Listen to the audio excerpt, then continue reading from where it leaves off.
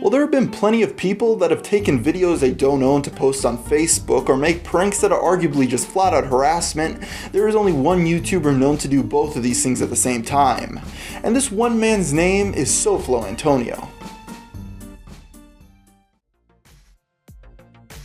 In 2004, the first iteration of the Facebook social network was made by a young college student named Mark Zuckerberg, along with his roommates at Harvard. While at first this website was only for people at the school to use, it eventually expanded to other campuses, then to everyone, with it now having over 1 billion users. Since its inception, Facebook has become one of the biggest companies in the world, but the social networking giant has never stopped trying to grow. Over the years, they've added a plethora of new features to the site, along with acquiring other companies such as Instagram and Oculus to help maintain their dominance in the tech arena. Recently though, one online vertical that Facebook has been attempting to gain a foothold in is videos. Even though Google through YouTube has what many would consider a monopoly on this market, it hasn't stopped them from aggressively pushing their own Facebook videos to the top of people's feeds, while leaving links to YouTube unseen. With this strategy, Facebook has become one of the first true rivals to YouTube. But even though competition is usually a good thing, that hasn't prevented very justifiable criticism against how the social network controls the videos being uploaded. As defined by the wonderful website Urban Dictionary, freebooting is the act of posting other people's original content online for personal gain without permission of the content creator. And this is a very big problem on Facebook, who has continued to turn a blind eye to very large Facebook pages who take content made by YouTubers and upload the footage to their account without getting permission. With this system of allowing accounts to steal other people's work for their own personal gain, it has led to many taking full advantage of the system, including one notorious individual. In the summer of 2011, Antonio Lievino started his very first YouTube channel. As a college student in Maryland, he was quickly able to find his footing on the website by uploading a variety of pranks that became a staple to his online presence, along with the nickname SoFlo. Antonio became extremely good at gaming the YouTube algorithm to his benefit by coming up with provocative titles that would use terms like gone sexual, gone wild, and gone wrong, to the point of parody to get people to click and watch the video.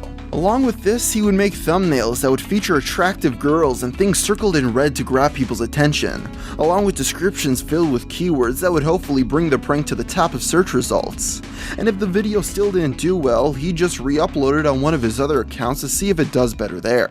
Not only does SoFloAntonio do well on YouTube, but also has an extremely popular Facebook page that's made specifically for Facebook's audience, including shorter video clips and images, all with a very large amount of emojis. And this worked, with his page now having over 7 million likes. While things seemed to be going well for Antonio, some very real criticism was soon going to be sent his way. Even though the SoFlo online empire was growing with more views, subscribers, likes, and shares than most creators could ever dream of, there were a few very big problems that inevitably were going to be brought up. For one, much of the content that Antonio was uploading on Facebook and YouTube didn't belong to him. And even if we give him the benefit of the doubt that he got permission to use the videos, it's still considered spamming, since the same footage is being uploaded multiple times on YouTube with different titles, thumbnails, and tags, in an attempt to get even more views out of the video. When SoFlo did make his own pranks, it oftentimes was just harassing people, and on other occasions the videos seemed so outrageous many assumed they were fake, leading many to question if any of his content is real. Also, Antonio released his own original music, including a track called Beach Lights, which had been uploaded a month prior on a different channel under the name Flags. Because of this, many wonder who actually owned the rights as well as made this music. At the best, Antonio had gotten permission to use other people's content, but it soon became hard even to believe that. H3H3 Productions is an extremely popular YouTube channel run by Ethan and Ela Klein, where they make a plethora of videos giving their comedic thoughts and reactions on other creators' work. And in 2015, they stumbled upon the SoFlo empire. In their first video on him, they go into detail about his racket on YouTube and the amount of views he pulls in off of all of his channels.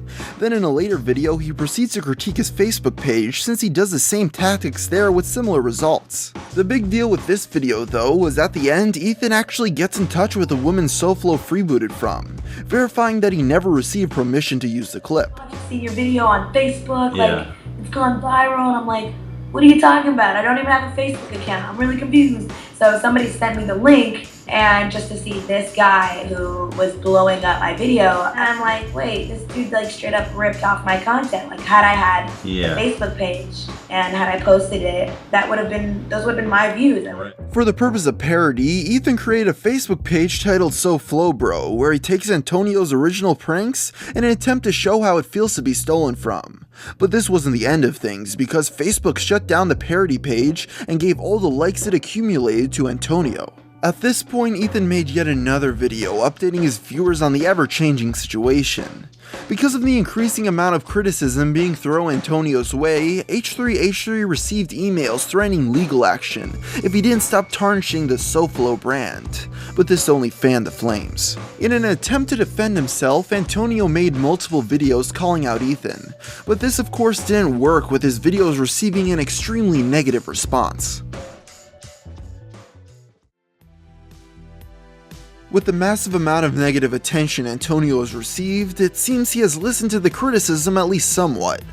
While he still games the system for all it's worth, he swears he gets proper permission from the people he takes content from. What appears to be the truth is that SoFloAntonio's Facebook page was a cesspool of freebooted content, since the giant social network was completely ignoring the problem. But now, with more content creators calling the theft out, Antonio has been forced to become legitimate by only posting videos he's gotten proper permission to use. As for the theory that he fakes his pranks, well, he has admitted to that one as well for the most part.